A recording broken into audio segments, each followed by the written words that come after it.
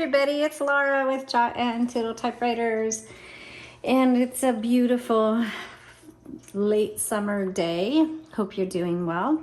We are going to take a look at a Smith Corona 70 today.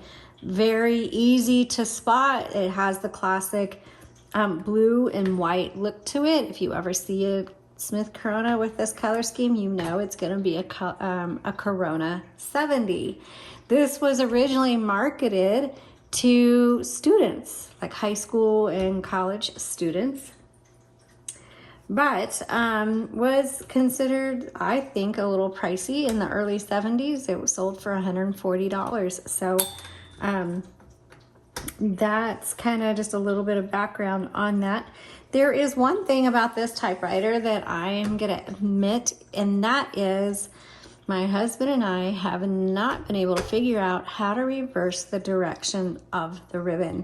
And we don't even see where auto reverse ribbon with the grommets, we don't even see where it can click to auto reverse the ribbon. So if somebody knows a little bit more about that, then we'd love to know about it. This isn't our first Corona 70. We've had about 3 of these, and this is the only machine in all of the typewriters that we have come across in 3 years where we honestly do not know how to reverse the ribbon. So just kind of giving you a heads up on that.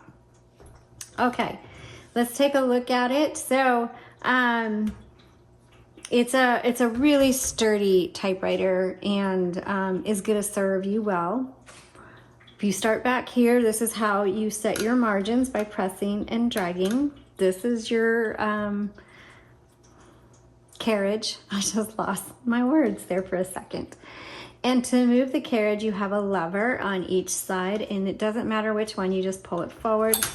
That releases the carriage. So, and you can hear the bell will go off at the end where you have your margins set. Now, the carriage is only going to move as far as you have the margins. So it'll go back and forth like this, or if you bring the margins in, then it's just gonna go like that, okay?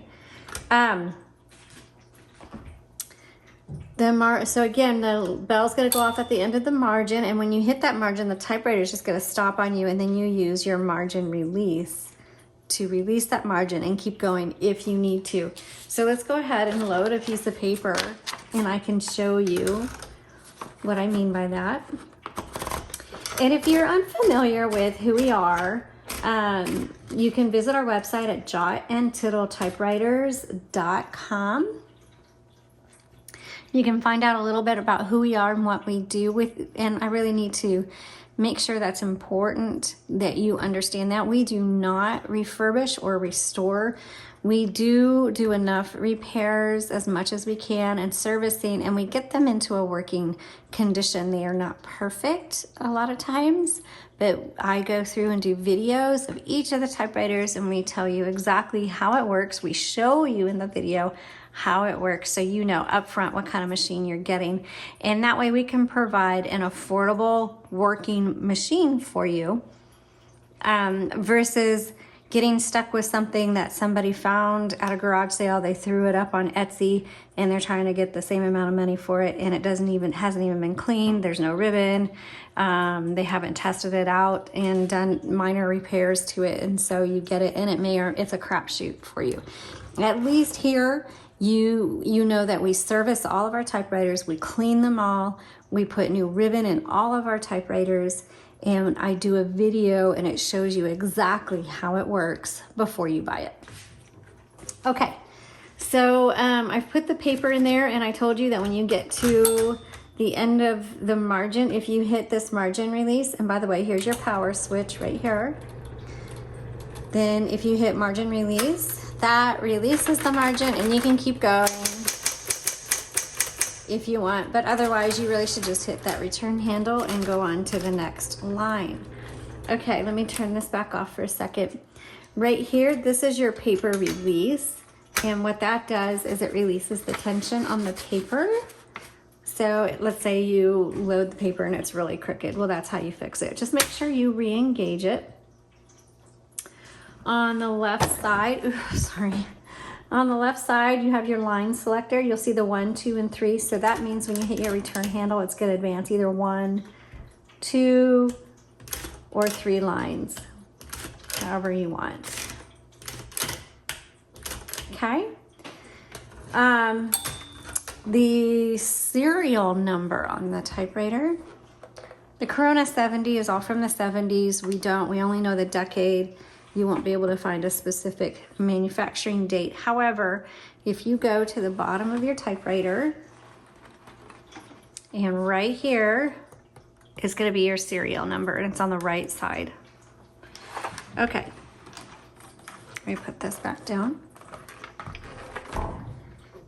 Okay, let's go ahead, and I'm going to move the carriage to the left and open the top. And it's important that you move your carriage to the left before opening the top, because this handle gets in the way, and that's why some of your typewriters you will see scratches on the left side of the cover, and it's almost always because of the handle there.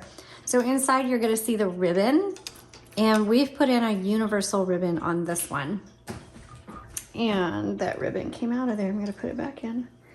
So this is where I was talking about, because when you get to the end of your spool, it's not the end of the ink in the ribbon. There's a lot of ink on there. And normally typewriters have a ribbon reversal on them, and we cannot find it on this one. So we do not know how the ribbon reverses. But to change out your ribbon, you just pull it up, and it's pretty simple. You just unthread it from the guide wires.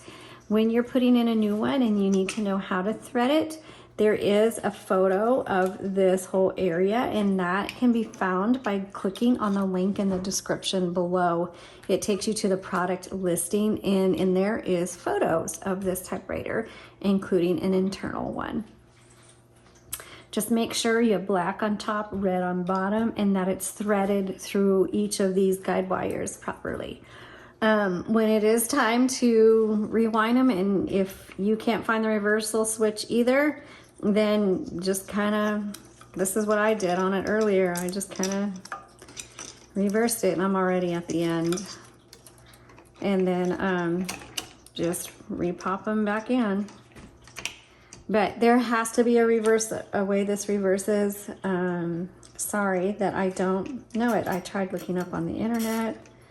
I looked for manuals for the, I couldn't even find a user manual for this typewriter.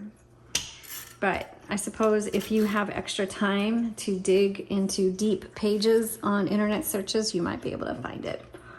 Okay, this is an electric with a manual return. This is a manual return. It's electric, meaning you have to plug it in to the wall, and the power button is right here. You just turn that on. Your color selector is here on the right side, so it's on black. You just flip it down to red. We already talked about the margin release. The space bar on this one, if you hold it down, well, this one doesn't. Oh, there it is. You have to do it in the middle. So if you hold it down, then it power spaces. Here is your backspace. Remember, backspace does not erase. It just backspaces and you type over your mistakes and keep going. Copy set, that just determines how hard these type bars in here are gonna strike your paper. So you just set it to what works best for you. And then you have your shift lock, and then to unlock it, you just hit shift again. Okay, and so, oh, and then here's your tab. You just hit the bar, and if you want to clear it, you hit your clear button, and that'll clear it. So that cleared that. And if you want to set something, oops, if you want to set something, let's do it there, hit set, and now you have a new tab there. So that's how that works. All right, I hope you found this helpful. Thanks so much for supporting us and liking and subscribing to our channel. We sure appreciate it. And we hope you have a blessed day.